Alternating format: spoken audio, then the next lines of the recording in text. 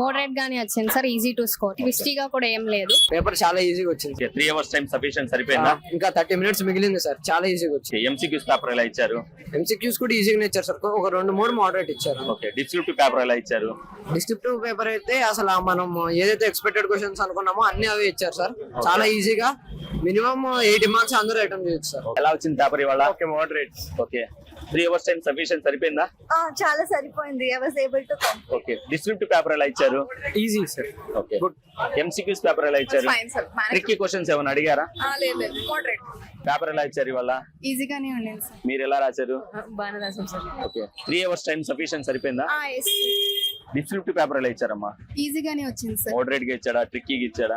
అసలు tricky questions తక్కువ sir, ఈజీగానే ఆల్మోస్ట్ 50-70 వరకు అటెంప్ట్ చేయొచ్చు.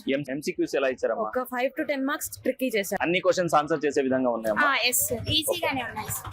ఒక యాన్ యావరేజ్ స్టూడెంట్ ఎన్ని మార్క్స్ అటెంప్ట్ చేయగలరు? 80 ఈజీగా అటెంప్ట్ చేయగలుగుతారు. ఓకే, అన్ని క్వశ్చన్స్ ఆన్సర్ చేసే విధంగా ఉన్నాయమ్మా? Yes sir.